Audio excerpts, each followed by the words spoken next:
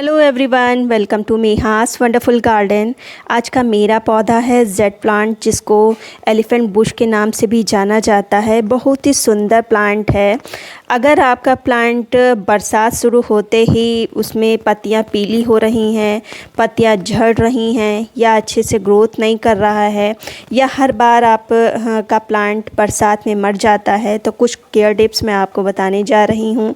और दो चीज़ों का प्रयोग करूँगी, जो दोनों ही चीज़ें बहुत ही सस्ती हैं, आसानी से आसपास में मिल भी जाती हैं। उसमें से एक चीज़ तो फ्री की है, तो आप इनको एज ए फर्टिलाइज़र भी यूज़ कर सकते हैं। लेकिन मैंने यहाँ पर इन चीज़ों को एक औषधि के रूप में इस्तेमाल किया है। तो सबसे पहले अगर केयर टिप्स की बात करी जाए, तो आप मेरे इधर प्लांट्स देखिए। ये सभी प्लांट्स मैंने छज्जे के नीचे प्लांट स्टैंड में लगा रखा है। तो यहाँ पर रखने का उद्देश्य आप अच्छे से समझ चुके होंगे। इनको मैं बारिश से बचा रही हूँ। हालांकि यहाँ पर पूरी बारिश से नहीं बचते, यहाँ पर बौछारें जो है सिर्फ इस पे पड़ती हैं। हालांकि थोड़ा बहुत बरसात का पानी भी इनके लिए बहुत ही ज़रूरी है, क्योंकि ग्रोथ भी उसमें बहुत ही अच्छी होती है। आप प्लांट देख रहे होंगे कितनी तेज़ी से ये ग्रो करते हैं।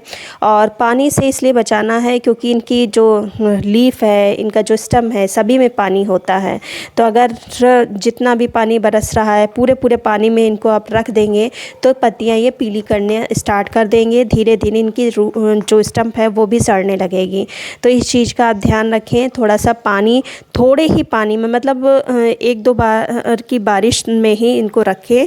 बाकी अगर लगातार बारिश हो रही है तो वहाँ से आप इसको हटा दीजिए। और साथ ही साथ इसका जो पॉट है वो किसी पॉट स्टैंड पर ही रखें, क्योंकि नीचे पानी भरा हुआ रहता है। तो पॉट अगर पानी में रहेगा तो मिट्टी हमेशा गीली बनी रहेगी, वो कभी सूखेगी ही नहीं।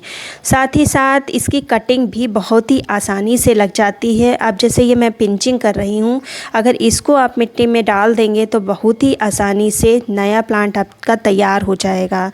ये देखिए, से 10 दिन ही हुए होंगे और कितनी आसानी से इसकी कटिंग लग गई। अब एक मैं उखाड़ के आपको बताती हूँ।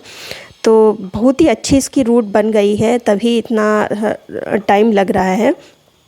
तो थोड़ा सा प्रेस करेंगे और ये देखिए कितनी आसानी से इसकी रूट आ जाती है, और बहुत ही जल्दी इसका नया प्लांट भी बरसात में बन जाता है। तो आप चाहें तो इस मौसम में कटिंग भी लगा सकते हैं।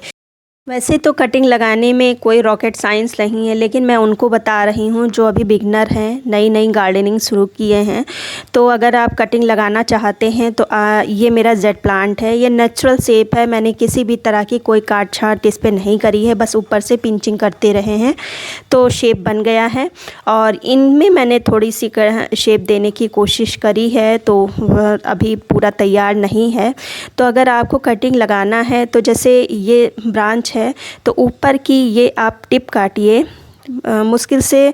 देखिए, आप खुद ही अंदाज़ा लगा सकते हैं, उतनी बड़ी काटिए। और किस में लगाना है, ये जो मोरंग होती है, बालू में भी लगा सकते हैं, लेकिन मैंने यहाँ पर मोरंग का यूज़ किया है। मोरंग थोड़ी सी मोटी होती है, बहुत ही जल्दी पानी निकल जाता है।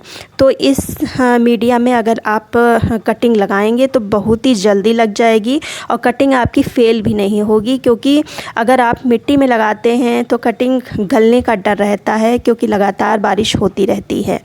तो कटिंग लगा के आप नए प्लांट्स भी बना सकते हैं, और प्लांट्स को नया शेप भी दे सकते हैं। अब ये देखिए, सिर्फ ये मेरा 1 साल पुराना प्लांट है, और कितना अच्छा शेप लिए हुआ है। और बस मैं थोड़ा ऊपर से इसकी पिंचिंग ही करती रहती हूँ, तो इसने शेप ले लिया है। इसमें किसी भी तरह का, आप देख रहे हो, कोई भी वायर वगैरह मैंने नहीं लगाया है। तो ये चीज़ आप भी कर सकते हैं। अब आप इस मौसम में नया पौधा भी ला सकते हैं। 40-50 रुपए का आपको पौधा मिलेगा नर्सरी में। हाँ, लाते समय आप जिस भी मीडिया में लगाइएगा उसमें मोरंग ज़रूर मिक्स करिएगा। वो जो मोटी वाली बजड़ी होती है उसको ज़रूर मिक्स करिएगा, क्योंकि उसमें पानी नहीं ठहरता है। तो इनको सॉइल ही वैसी चाहिए जिसमें पानी ना ठहरे। तो इस चीज़ का आप ध्यान रखिएगा। जेट प्लांट एक लीफी प्लांट है, तो इनको 2-3 तरह की फर्टिलाइज़र मिल जाए उसी में अच्छे से ग्रो करते रहते हैं। लेकिन चूंकि बरसात है तो उसमें कुछ चीज़ों का ध्यान रखना पड़ेगा। आप ये मेरा प्लांट देख रहे हैं, ये मिट्टी और बालू में लगा हुआ प्लांट है और ऊपर देख रहे होंगे ग्रीन ग्रीन सी काई सी जमने लगी है, मिट्टी मॉइस्ट बनी हुई है। तो इस समय अगर आपकी मिट्टी ऐसी है तो आप कोई चम्मच की सहायता से इसकी गुड़ाई कर दीजिए। ऊपर से ऐसे मिट्टी ऊपर नीचे थोड़ा कर दीजिए, जिससे कि ये देखिए आप खुद देख रहे होंगे हल्की हल्की सी काई सी जमने लगी है। ये इस तरह से आप गुड़ाई कर दीजिए प्लांट की। और फिर इनको क्या देना है, बरसात में लगातार बारिश होती है, तो बारिश के पानी में आप खुद ही जानते हैं नाइट्रोजन की मात्रा बहुत अच्छी होती है। तो नाइट्रोजन तो देना बेकार है, क्योंकि नाइट्रोजन तो ऊपर वाला खुद ही दे रहा है। मौसम में आपको ऐसी चीज़ देनी है जिससे जो मिट्टी में फंगस की समस्या ना रहे। तो आप पहली चीज़ तो जो घर में आसानी से जो मिल जाती है वो है राख। आप अगर आपके घर में नहीं है तो आसपास में आप थोड़ा सर्च करिएगा, आसानी से मिल जाएगी। तो वो चीज़ आप दे सकते हैं। देना कैसे है, बस चुटकी भर, आप इतना बड़ा प्लांट है, बस चुटकी भर आप इसको चारों तरफ स्प्रेड कर दीजिए। ये देना है, आप ये दे सकते हैं। तो इस राख में कैल्शियम की मात्रा भी बहुत अच्छी पाई जाती है। और जैसे चींटियाँ हैं, कीड़े मकोड़े हैं, फंगस है, ये सब भी चीज़ें दूर रहेंगी प्लांट की मिट्टी से। तो ये चीज़ आप दे सकते हैं। अगर आप ये चीज़ नहीं है आपके पास तो दूसरी चीज़ मैं भी आपको बताती हूँ। पहले ये डाल के आप अच्छे से ऊपर नीचे इसको कर दीजिए। फिर दूसरी चीज़ आप क्या कर सकते हैं, तो इस वाले प्लांट में मैं नहीं डालूँगी, दूसरे प्लांट में उसको डालूँगी। जैसे कि ये प्लांट है,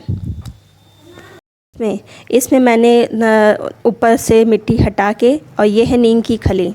नीम की खली में थोड़ी मात्रा में NPK भी पाया जाता है, एंटी फंगल होता है, तो इसको आप डाल सकते हैं। आधी चम्मच मैंने इसको लिया है और डाल के अच्छे से मिट्टी ऊपर नीचे कर देंगे।